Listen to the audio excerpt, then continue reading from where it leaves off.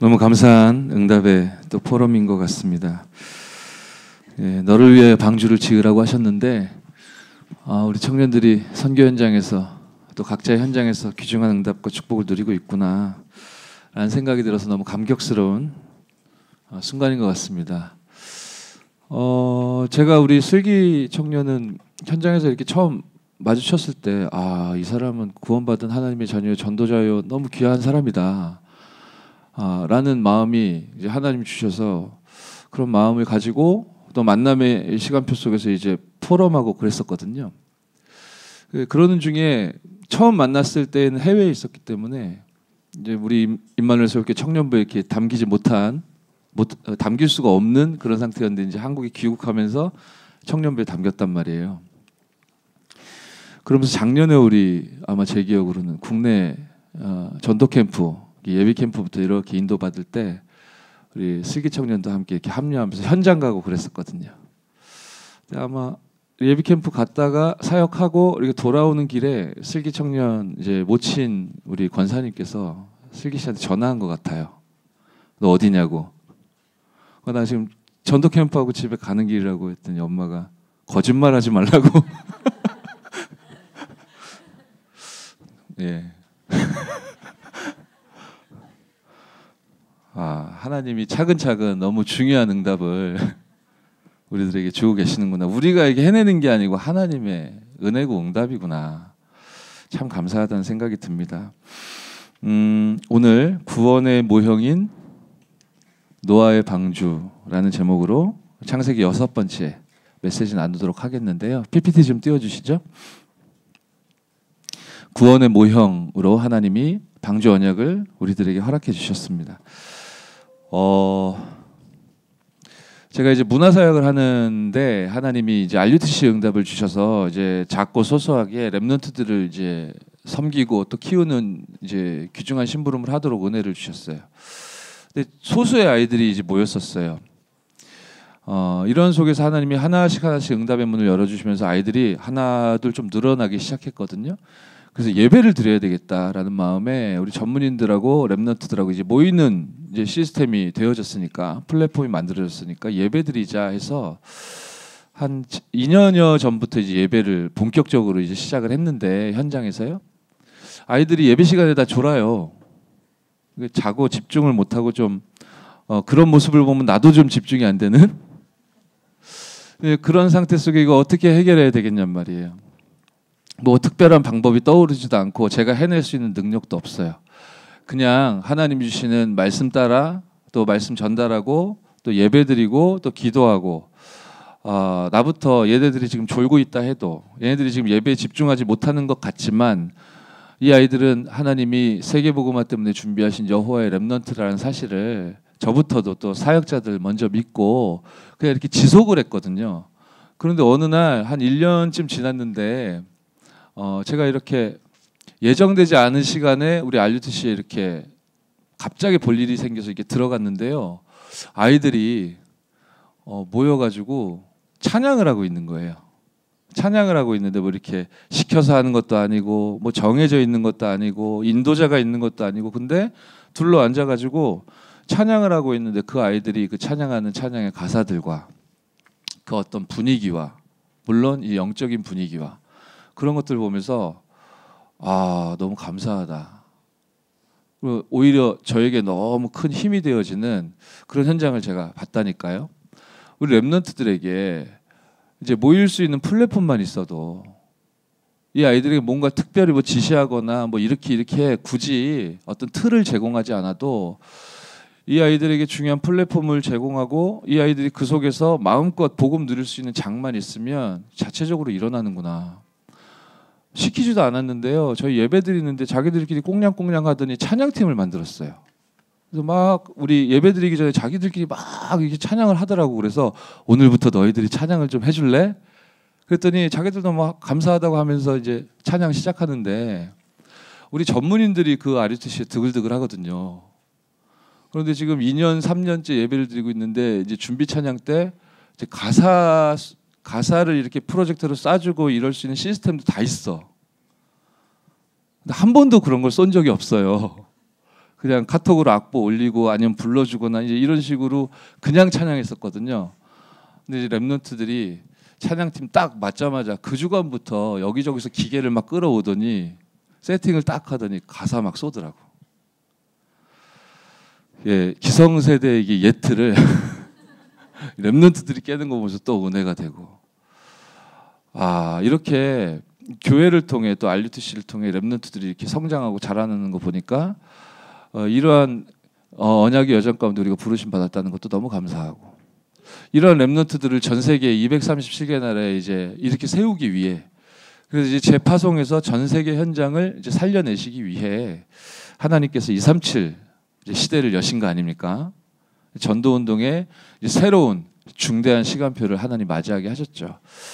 그래서 제가 한 3개월쯤 된 것 같은데 3개월여 전에 우리 RUTC 멤버들에게 237 센터 막 이렇게 기도 제목 뭐예요? 이렇게 기도 운동 모으기 시작한 그 즈음이었던 것 같은데, 우리는 맛을 본 사람들 아니냐, 랩런트들이 일어나고 또 우리가 왜 여기서 이런 복음 운동과 전도 운동을 해야 하고 있는지, 우리는 적지만 맛을 본 자들이니까 우리 중심을 모아서 237 센터 우리 중심을 드리자라고 이제 메시지 소통하고 이제 매주 이제 헌금을 좀 모으자 그랬어요.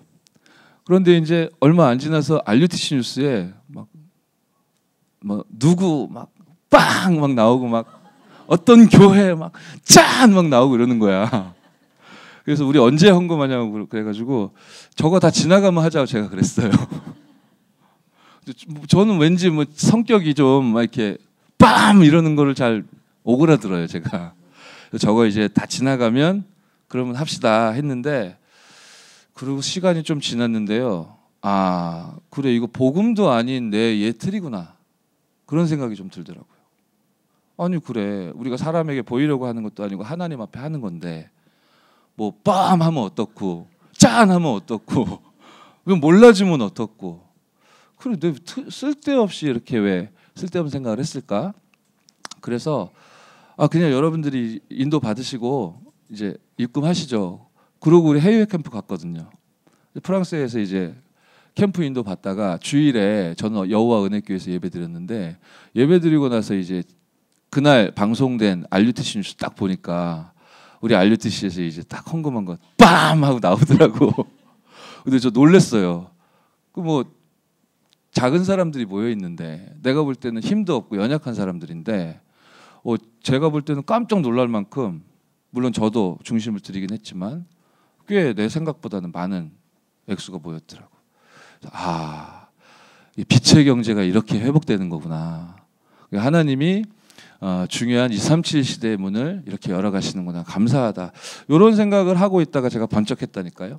왜냐하면 그렇게 제가 우리 전문 사역하는 동역자들과 인도 받던 즈음에 우리 임원들하고 우리 회장님이 우리 청년부도 237 시대를 놓고 좀 헌신하고 또 하나님께 우리의 중심을 드리고 그랬으면 좋겠다. 그래서 여차저차 이렇게 좀 상의하고 그랬던 적이 있는데, 그게 뭐 애매하게 제가 잊고 있었던 거예요. 그래서 잊으면 안 되겠다라는 생각에 우리는 세계복음할 중요한 임마누엘 서울교회에 오늘 또 뭡니까 조찬당회에서 우리 청년들이 우리 교회 미래인데, 근데 유 목사님 당신은 그렇게 생각하지 않는다 하시면서 여러분이 바로 우리 교회 현재다 이러시더라고요. 아멘. 그래서 시간표다라는 마음에 오늘 237 이 전도운동의 새로운 이제 시간표를 두고 우리가 헌신 예배로 또 우리 마음과 중심과 우리 정성을 하나님께 드리는 그런 응답을 함께 누리자라고 오늘 237 헌신 예배로 하나님께 드려지고 있는 중인데요. 여러분들 마음과 중심에 여러분들 삶의 중요한 응답의 문이 열리시는 은혜 있길 바랍니다. 그러니까 너무 의미가 있는 거예요. 해외 선교 캠프 우리 선교 현장에 다녀온 우리 청년 증인들의 포럼이 237 나라 중에 한 군데를 지금 다녀온 거기 때문에 산 증인들의 보고를 듣는 것도 오늘 헌신 예배에서 너무 중요한 응답과 의미가 있는 시간이었던 것 같습니다. 네, 구원의 모형인 노아의 방주라는 제목으로 메시지 오늘 간단하게 확인할 텐데요. 창세기 7장 1절로 24절 다 읽으면 좋은데 좀 너무 기니까요. 우리 어디를 보고 눌러야지 이게 잘 넘어갈까요?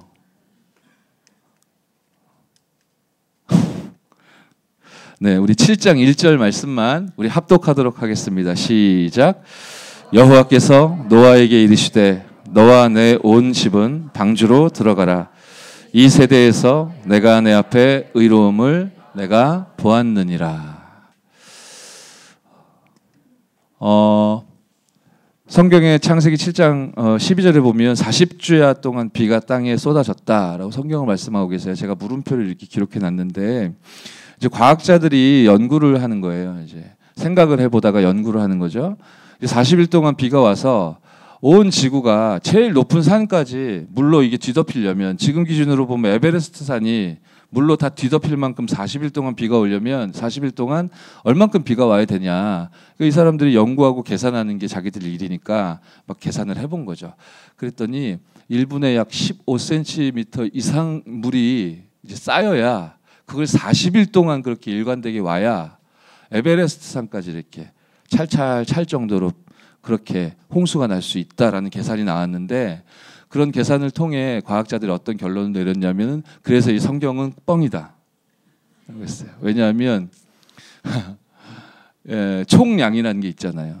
지구 이 우리 대기 안에 수분이라는 게 있고 그 총량은 변화할 수가 없는 거기 때문에 이 지구 또 대기 이 안에 존재하는 수분과 그리고 비를 내릴 수 있는 구름의 양 이런 것들은 사실 더 늘어날 수가 없잖아요. 그걸로 계산해 봤을 때 그만큼 비를 뿌릴 수 있는 대기와 또 수분과 구름과 그런 게 없다는 거야. 그러니까 비가 그렇게 와서 40일 동안 에베레스트 산이 찰 만큼 홍수가 났다는 건 신하고 전설이다. 이런 결과를 과학자들은 낸 건데 그 뭐 일리는 있겠지만 사실은 성경을 자세히 안 봤어요. 7장 11절에 뭐라고 말씀 기록되어 있습니까? 물론 비가 40일 동안 왔지만요. 자세히 들여다보시면 노아가 600세 되던 해 둘째 달 곧 그 달 11의 날이라. 그날에 큰 기품의 샘들이 터지며 하늘의 창문들이 열려 이렇게 되어 있는 거예요. 하늘의 창문이 열렸다는 게 이제 비가 하늘에서 내린 걸 뜻하는 거고 비만 내린 게 아니고 성경이 뭐라고 말씀하세요? 기품의 샘들이 터지며 땅에서 지하수가 터져 올라온 거예요. 밑에서 솟아오르고 위에서 쏟아내리고 이렇게 해서 홍수가 났다라고 성경은 묘사해요. 그러니까 구름에서 비가 내리는 걸로 40일 비가 와서 에베레스트 산 찰 수 없다. 그런 계산을 했지만 성경이 말씀하는 홍수는 이런 과정을 통해 벌어졌고 고대 근동지방 사람들의 이 우주관과 세계관을 간단한 그림으로 저렇게 묘사를 해놓은 건데요. 지구가 동그랗다 이런 걸 모르잖아요. 그죠? 그냥 평평하다고 생각했죠. 땅이 이렇게 있으면 저 위에 아치형으로 이렇게 둥그렇게 돼 있는 저게 궁창인데 옛날 사람들 생각이에요. 저게 이제 과학적인 지구과학이 아니고 옛날 사람들이 생각하던 지구는 하늘이 뭐예요? 그 돔같이 이렇게 어떤 이 막이 돔처럼 싸고 있다라고 생각했어요. 하늘색 돔이 있다라고 생각한 거예요. 그래서 그 돔 위에 즉 궁창 위에 물이 있다라고 생각했어요. 그리고 그 궁창 아래에도 이제 물이 있는 거죠. 사실은 창조 이전에는 저 궁창 아래에 공간 있잖아요. 이게 해하고 달, 별 저런 것들은 이제 달려 있는 거예요. 궁창에 매달려 있는 거죠. 그리고 이제 공간이 있지 않습니까? 땅하고 그 궁창 아래 공간 거기에 물이 흑암이 깊음 위에 있었다. 물이 꽉 차 있었던 거예요. 그런데 하나님이 창조하시면서 이제 묻히 궁창 아래의 물들을 빨아들인 거고 그러면서 묻히 드러난 거고 이제 궁창 위의 물은 궁창이 막고 있기 때문에 이제 땅으로 내려오지 못하는 그래서 비가 오지 않았던 이제 그런 세계관을 고대 근동지방 사람들이 가지고 있었단 말이에요. 그런데 이 홍수 사건 이 시간표에 저 하나님이 묶어놓은 저 궁창이 하늘의 창들이 열리면서 궁창 위의 물들이 쏟아져 내리고 동시에 하나님이 창조하시면서 하나님의 힘과 능력으로 딱 붙잡고 계시던 이 기운을 이렇게 놓으시니까요. 묻히 품고 있었던 물이 터져 나오면서 위아래로 이제 물이 쏟아져 들어오고 쏟아져 내리면서 그렇게 홍수가 진행되었다. 성경이 말씀하고 있는 홍수의 과정에 대해 제가 간략하게 설명을 드린 겁니다. 자, 노아라는 사람이 나오죠. 노아의 특징을 수없이 많이 이야기할 수 있겠지만요. 몇 가지 중요한 사실만 좀 들여다보면 여러분 창세기 6장, 7장, 8장 쭉 읽어보시면요. 노아가 말하는 장면이 단 하나도 나오지 않아요. 노아가 하나님 앞에 뭐 대꾸를 하거나 대답을 하거나 어떤 의사를 표명하거나 이런 장면이 하나도 안 나옵니다. 창세기 6장 8절에 노아는 여호와께 은혜를 입었다라고 나오고 그리고 6장 22절에 보면은 일관되거든요. 하나님이 자기에게 명하신 대로 다 준행하였다. 7장 5절에도 여호와께서 자기에게 명하신 대로 다 준행하였다. 이게 6장 7장에 나타나는 노아를 묘사한 장면들이에요. 노아의 모습은 하나님이 말씀 주시면 그 말씀을 따르고 순종하고 그대로 준행해요. 즉 하나님의 은혜로 말미암아 언약과 말씀 중심으로 살아갔던 사람이다. 뭐 이렇게 특징을 우리가 대표적인 거고 꼽을 수 있겠죠. 그런데 뭐 우리가 차후에 다음 주 다다음 주 우리가 볼 수 있겠지만 노아가 처음으로 말하는 장면 나오는데 이제 그게 나중에 나오는데요. 처음으로 말하는 그 시기는 홍수 이 재앙이 그친 후에 그리고 방주가 아라랏산에 걸리고 노아가 이제 무태 내려온 후에 아들들과 어떤 에피소드가 벌어지면서 노아가 말하는 장면 처음 나오는데 참 뭐라 그럴까요? 의미심장한데 노아가 말하는 장면이 처음 나오는 그 말의 내용이 뭐냐면은 자기 아들의 후손을 저주하는 그 얘기를 하는 게 노아가 말하는 첫 장면이에요. 그건 차후에 본문 보면서 자세히 좀 나눠보도록 하겠습니다. 자, 첫 번째입니다. 구원사역의 자격자.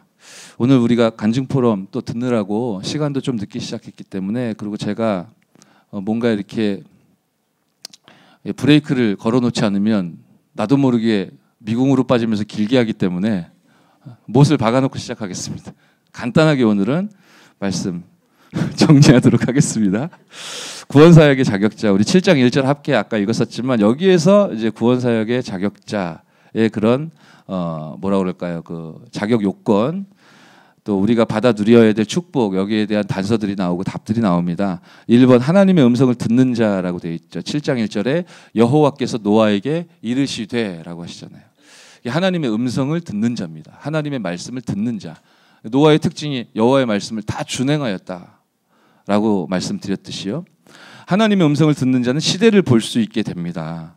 우리 1절 내용에 너와 내 온 집은 방주로 들어가라 하시면서 내가 이 세대에서 그러니까 노아가 그 시대와 그 세대를 바라보며 어떤 중심과 어떤 삶을 살고 있었는지 하나님이 알고 계셨죠. 이 시대를 보고 있었죠. 네피림 시대를. 그리고 노아는 중요하게도 여호와 앞에 있었다라고 했어요. 네가 이 세대에서 내 앞에 서 있음을 내가 봤다라고 하거든요. 그러니까 하나님 앞에 서 있는 자, 하나님이 행하시는 세계복음화의 언약이 성취되어지는 이 일의 증인으로 쓰임 받을 수 있는 겁니다. 그것이 우리 교회의 미래이지만 동시에 현재인 우리 임마누엘 설교 청년 여러분의 정체성이고 현주소인 줄 믿습니다. 이 사람이 의의 축복을 받는 자예요. 1절 후반절에 네가 내 앞에서 의로움을 내가 보았다라고 말씀하십니다. 말씀 받는 자여야 돼요. 그 사람이 하나님의 구원 사역이 이루어지는 가운데 증인으로 응답 누릴 수 있습니다. 여호와께서 노아에게 이르시되 말씀 노아에게 주셨듯이 저와 여러분들에게도 지속적으로 말씀 주고 계신데요. 이 말씀이 여러분 삶의 중심에 딱 놓이게 되고 그 말씀을 따라가고 여호와 하나님의 말씀에 준행하는 참된 응답과 축복이 여러분들에게 언약으로 붙들려지시길 바랍니다. 그 사람이 시대를 볼 때 시대를 또 세상을 살려낼 수 있다. 오늘 2부 메시지에서도 말씀 주셨지 않습니까? 여러분이 하나님이 행하시는 구원 사역을 따라가며 또 심부름할 수 있는 자격자로 한 시대 하나님이 세우셨죠. 자, 구원이라는 하나님의 중대한 이 여정과 역사 속에는 시간표라는 것이 있습니다. 우리가 오늘 같이 읽진 않았지만 1절부터 9절 내용을 보시면 이제 구원의 시기가 네피림 시대 홍수 재앙 당시에 어떻게 주어졌었는가? 말씀이 선포되는 기간 동안 이제 구원이라는 구원의 시간표가 그 시기가 주어졌었죠. 근데 이 시기 동안 노아는 어떻게 했느냐? 아까도 잠시 말씀드렸지만 여호와께서 자기에게 명하신 대로 다 준행합니다. 그러면서 이제 홍수가 시작되기 최후 7일 전에 이제 마지막 사실은 이 시간표가 마지막 기회를 주셨다라고 우리가 볼 수 있겠죠. 7일 후에 그렇게 굳이 찝어서 설명하지 아니하시고 그냥 하나님의 스케줄을 진행하셔서 하나님의 시간표에 홍수재앙이 딱 시작되면 되었을 텐데 그 홍수재앙을 시작하시기 7일 전에 예고를 하셨단 말이에요. 기회를 주신 거를 우리가 볼 수 있겠죠. 7일 후부터 40일 동안 이제 땅에 비가 내릴 것이다. 아마 아까 목사님 말씀 주셨듯이 유대인들이 또 로마가 초대교회 비웃었다고 했지 않습니까? 예, 동일한 의미와 이유와 또 모습으로 아마 당시 네피림 시대 사람들은 7일 후에 이제 하늘에서 비가 오고 땅에서 막 터져 올라오고 해서 홍수 난다라고 노아가 이야기했을 때 아마 비웃었을 거예요. 결과가 어땠는지는 저와 여러분 아시죠? 이 구원의 시기는 하나님의 시간표인데요. 영혼이 육신 가운데 거하는 동안이라고 돼 있어요. 22절 내용인데요. 육지에 있어 그 코에 생명의 기운에 숨이 있는 것은 다 죽었다라고 했습니다. 그러니까요. 우리가 이 땅에 생명의 기운인 숨이 붙어 있는 동안 그 동안 한시적으로 죽어 있는 영혼이 살려냄을 받을 수 있는 그런 하나님의 기한으로 이제 그 시간표가 주어져 있는 것이죠. 여러분, 우리 청년 여러분들 가운데 가정 복음화를 놓고 기도하고 있는 또 주변에 있는 기도 대상자, 전도 대상자들이 있는 우리 청년들이 있을 텐데 마치 그 일이 나에게는 오지 않을 것만 같은 또 낙심과 또 불신함과 두려움이 때때로 우리에게 찾아오기도 할 테지만 사도행전 16장 31절에 하나님의 말씀이 약속하듯이 여러분이 주 예수를 믿기 때문에 약속 안에 있지 않습니까? 주 예수를 믿으라 그리하면 너와 내 집이 구원을 얻으리라 약속돼 있기 때문에요. 여러분 너무 조급해하거나 또 낙심하거나 포기하지 마시고요. 그 생명의 기운이 그 사람에게 붙어 있는 동안에 이제 복음이 증거되고 그 사람이 마음 문 열고 예수님 믿게 되면 구원받은 하나님의 자녀 될 수 있는 거거든요. 이 일이 여러분 삶에는 이미 임하여 있지만 여러분 가족과 또 여러분 주변인들과 또 우리 동료들과 친구들과 여러분 기도하고 있는 그 대상자들에게 속히 임하게 해달라고 언약을 굳게 붙잡고 기도하는 축복 누려야 되겠습니다. 자, 구원은 언제 어떻게 마감됩니까? 종말을 피해갈 수 있는 개인이 없습니다. 개인에게 임할 종말을. 시대 역시 종말은 있는 것이고 또 이 지구에도 종말이 있음을 성경은 말씀하고 있죠. 이 네피림 시대에는 종말이 이제 말씀하신 대로 7일 후에 홍수가 임할 것이다 말씀하신 대로 그렇게 7일이라는 시간이 지나고 나니까요. 이제 홍수 재앙을 통해 땅에 물이 가득 덮이게 되는 드디어 하나님의 시간표가 임하게 되죠. 아까 설명드렸듯이 하늘에서 비만 내린 게 아니고 기품의 샘이 터져서 하늘의 창들이 열려서 그렇게 홍수 재앙이 임했다라고 했습니다. 그런데 이 홍수 재앙을 이 여호와께서 문을 닫으셨다 이렇게 돼 있는데요. 언제 그러면 이 비가 내리고 기품의 샘이 터지고 하는 일들이 언제 멈추게 되냐? 16절입니다. 노아가 방주 안으로 들어가니 하나님께서 문을 닫으세요. 그러니까요. 하나님이 여시는 구원의 문, 하나님이 닫으시는 구원의 문, 하나님만 여실 수 있고 하나님만 닫으실 수 있는데 하나님이 절대적으로 두신 이제 기준이 있는 거예요. 하나님의 수준으로 하나님이 표준 삼고 계신 기준이 있는데 네피림 시대에는 노아를 향하여 하나님이 주신 말씀 따라 방주에 들어가는 사람들이 즉 노아가 방주 안에 들어가기까지 그 기한을 하나님이 절대적인 시간표로 정하셨고요. 그럼 저와 여러분이 살고 있는 우리의 이 시대와 세대에는 하나님이 어떤 시간표를 허락하셨습니까? 우리 아까 예배 전에도 찬양했듯이 지난 주간에 우리가 강단을 통해 말씀 받았듯이 마태복음 24장 14절에 우리 예수님이 말씀 주셨죠. 이 천국 복음이 모든 민족에게 증언되기 위하여 전파되어야 하리니 그제서야 끝이 오리라 하셨는데요.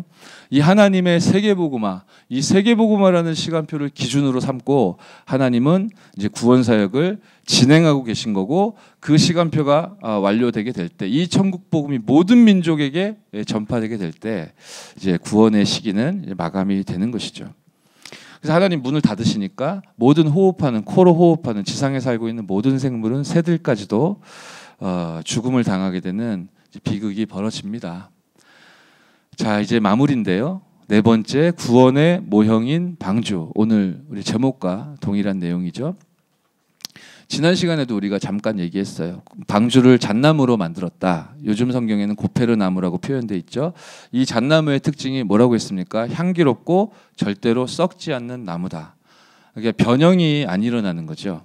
즉 하나님의 말씀을 상징하고 하나님의 언약을 상징하는 것입니다. 이 잣나무로 만들어진 이 방주는 절대로 과거, 현재, 미래 변경되지 않는 하나님의 언약을 뜻하는 것이고요. 그리고 이 틈새 사이에 역청을 바르게 했단 말이에요. 이 역청의 역할이 무엇이라고 했습니까? 바깥에는 사망의 물결이 넘실거려요. 그 사망의 기운이 방주 안으로 들어오게 되면, 물이 흘러 들어오게 되면 방주 안에 있다 해도 죽을 수 있고, 물을 막는다 해도 그 사망의 기운과 병균, 막 세균 이런 거 이렇게 타고 들어오게 되면 병들어서 죽을 수도 있겠죠. 이 역청의 역할은 영적인 의미를 담고 있는데 바로 그리스도 십자가의 보혈을 의미하는 것이기도 하고요. 바깥에 넘실거리는 사망의 기운이 절대로 도무지 방주 안으로 들어올 수 없게끔 차단하는 그 역할을 역청이 했던 것이다 라고 이야기했습니다. 방주 안에는 정결한 짐승도 탔어요. 7쌍 태우라고 했고, 부정한 짐승은 2쌍씩 태우라고 하셨습니다. 정결한 짐승도 있고 부정한 짐승도 있었고, 또 방주에는 노아와 노아의 가족들도, 사람들도 탔어요. 정결한 짐승이든지 부정한 짐승이든지 노아처럼 사람이든지 예외 없이, 사실은 조건 없이 방주 안에 들어온 자들은 생명을 보존하죠. 방주 안에 들어오면 산다.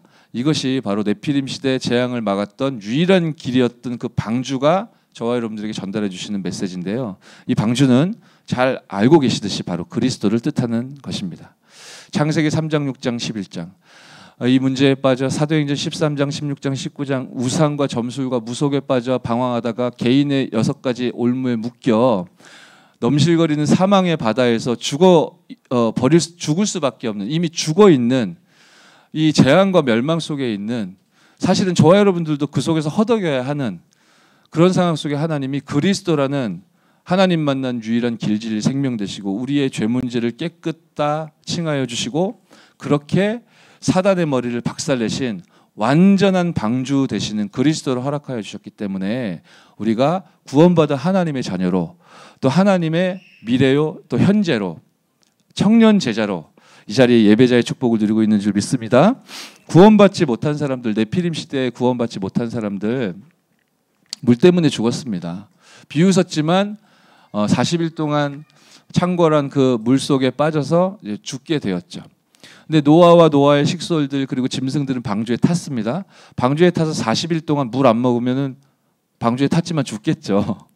방주에 탄 노아와 노아의 가족들에게는 물을 먹는 것은 생명을 유지하는 또 중요한 방법 중에 하나가 되었겠죠.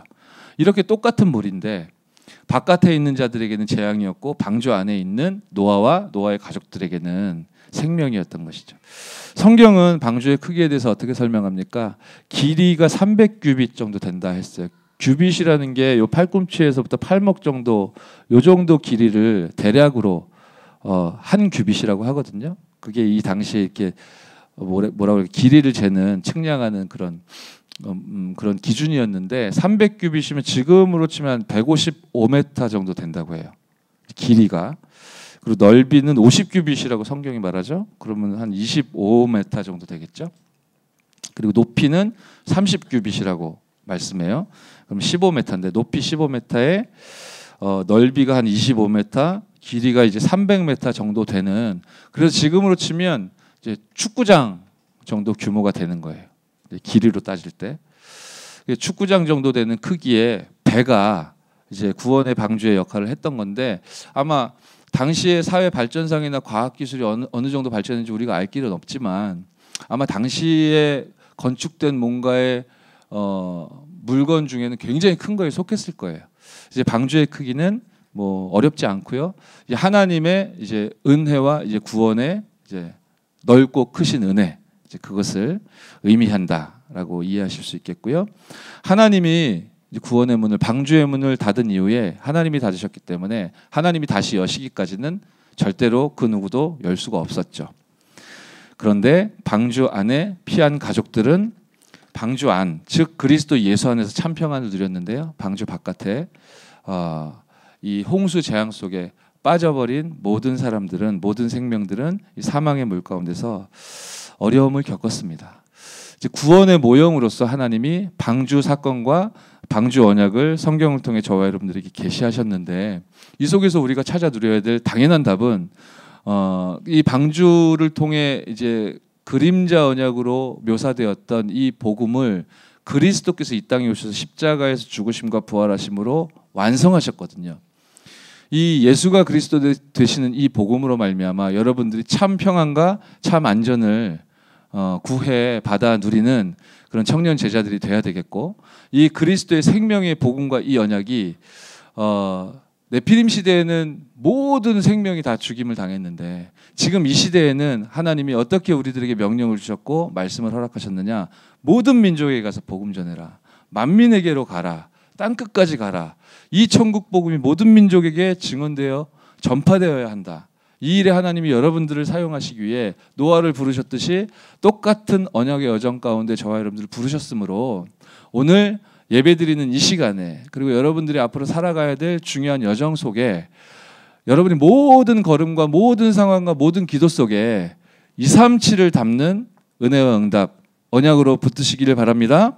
우리 237 언약 붙잡고 오늘 예배 드렸고 말씀 받았고, 그리고 우리 중심을 하나님께 드리게 됩니다. 우리 237 언약을 붙잡고요. 우리 10월 3일에 임마누엘 서울교회 청년부 위호의 날 또 응답으로 누립시다. 할렐루야. 노는 날이에요. 노는 날. 제 스케줄표에는 그날 노는, 청년부 노는 날 이렇게 돼 있는데요. 뭐하고 놀지 저는 모르겠는데 아마 우리 귀중한 임원들이 잘 준비하시겠죠. 여러분은 분명히 우리 임마누엘 서울교회와 세계복음화 237 운동의 현재라고 했습니다. 옆 사람 축복합시다. 당신이 우리 교회의 현재입니다. 우리 중심을 하나님께 드리며 파수꾼의 소리 찬양하시면서 준비하신 예물을 하나님께 드리겠습니다.